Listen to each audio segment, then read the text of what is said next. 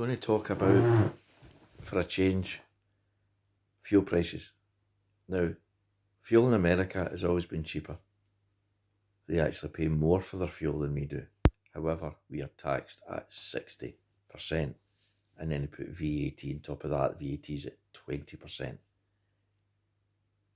This has been ongoing for the last 40 years. I've seen people make really bad decisions buying a worse car because it's better than petrol, even though the majority of their costs is through depreciation. A friend of mine ran an E-Type Jag. He bought for 500 quid. If he'd kept that car going, it would have been worth £120,000 now. The Vauxhall Vivas that my uncles were buying were bought on hire purchase, £100 a month. Those vehicles get scrapped and they were worthless. A lot of stupid decisions are going on now. People are buying cheap electric Chinese cars. The insurance companies will not repair if they're in an accident. They're getting scrapped immediately. Depreciation is 25 grand when they're leaving the showroom, and yet people are panicking about the price of fuel. I have seen the price of fuel go up 30% this week. However, it's still cheaper than 25 grand.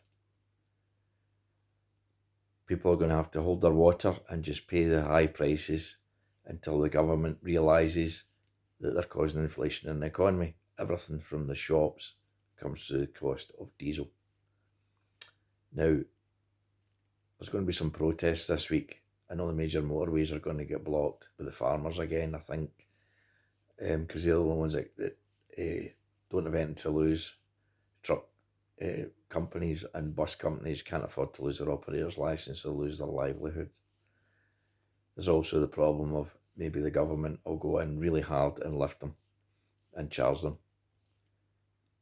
In Ireland, they're going in really hard. And that is a government that's supposed to be by the people, for the people, and supposed to be a step away from where the British were running things. But it seems all governments all around the world just want to keep people in their place. And you're a prisoner to your petrol and diesel. I didn't want to put out this video, but I've had a run through to the east coast of Scotland cancelled this week due to the fuel protests that I think are going to be blocking all the motorways. And I've got to find a way to support the protests without getting stuck in the aftermath on the motorway. Irony.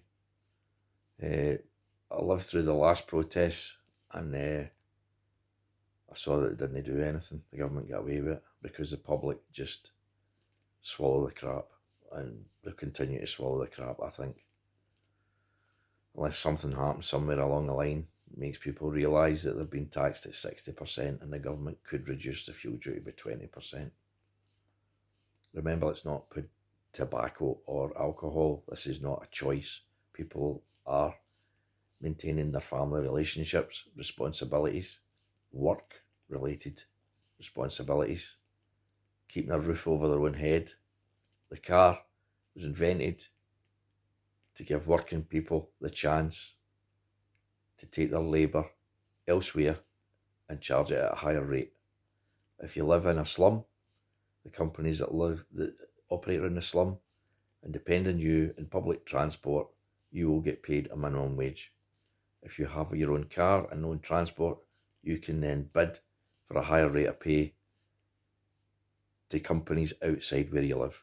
And all my life I've seen it. The roads are jam full of people just going to their work, and they're basically working in the east end of Glasgow and living in the west end of Glasgow because they like it there. Maybe the weather's better, maybe their family responsibilities are there. But at the end of the day, fuel is important in everybody's life. Whether or not you have a car or not, it affects the prices of things in the shop. So we'll see what happens this week, see if there's any change. Luckily for myself, I don't work anymore, I'm retired, so I've got 2 rally chopper bicycles. I suppose I could still get out and do what I want to do on the bicycle if I'm fit enough, if this thing does last for a length of time. But things are changing rapidly, and we see the food prices I've actually spiralled out of control for the first time since the 1970s. I think I paid £135 for a shopping last week. Incredible. That would have been a family shop 5 years ago. There's only 2 years here and the cat, so it shouldn't be £135 for a weekly shop in Aldi's. Anyway, put this video up, see if it gets any interest. Who knows? Remember, like and subscribe.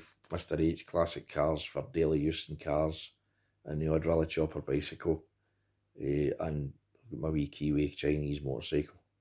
See you soon. Bye.